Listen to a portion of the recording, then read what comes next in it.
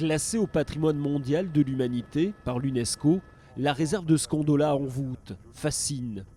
Sous la tour génoise de Porto, les Maisons Rouges accueillent chaque saison des milliers de vacanciers prêts à démarrer une balade dans ce sanctuaire.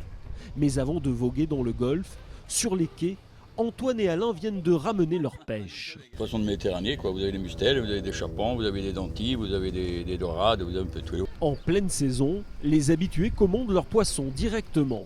Parfois, c'est très sympathique parce que quand il est en train de rentrer, je l'appelle à son portable et il me dit si oui ou non, ça vaut la peine que je descende. Au-dessus des terrasses des restaurants, la tour génoise est incontournable avant le repas. Léa, 17 ans, comme beaucoup d'autres jeunes du village, connaît parfaitement son patrimoine.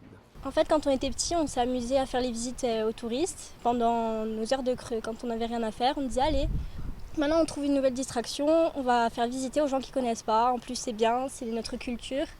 Ça va nous apprendre des choses et comme ça on rencontre des gens. J'ai la chance d'être ici, il y a des gens qui font le tour du monde pour venir alors que moi j'ai juste à descendre à la marine. Si l'orage gronde sur Porto, la vedette rapide de François Xavier nous emmène maintenant sur la presqu'île de Girolate et l'îlot de Guargualo. Dans la réserve, les mouillages et les baignades sont très réglementés. Alors l'arrêt plongeon se fait dans les calanques de Piane. Donc là vous allez avoir différentes couleurs, tout dépend de leur teneur en magnésium, cuivre, fer, tout ça va jouer sur les couleurs. Hein. Donc on l'appelle Ugaburos, ça veut dire le cap rouge. Hein, Et tout au sommet on a une tour génoise qui culmine à 331 mètres. Hein. Vous allez voir c'est très joli, on va la voir quand on s'éloigne. Donc très jeune ici tu venais? Moi j'avais 4 ans, j'étais déjà là avec mon grand-père sur le bateau qui faisait la pêche. Donc on faisait des chaluts dans cette anse, hein. C'était très bon souvenir. Le lendemain, à l'entrée de la réserve de Scandola, nous avons rendez-vous avec Jean-Marie, son conservateur. Au petit matin, la roche volcanique figée il y a 350 millions d'années apparaît comme au premier jour.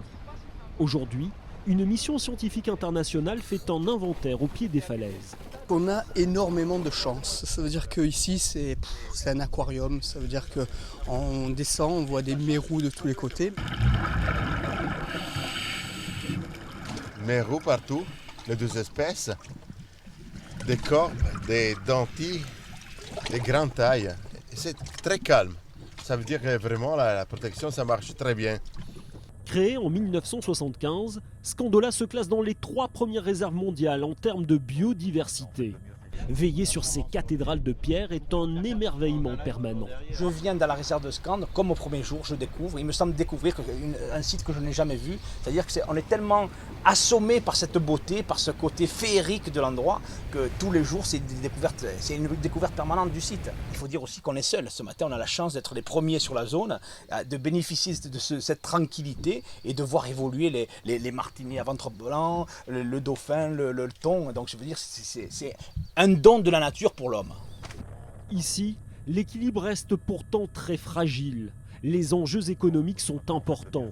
Face à cette pression touristique de plus en plus grande, le parc naturel régional de Corse, gestionnaire de la réserve, souhaite doubler, voire tripler sa superficie dans les 5 prochaines années.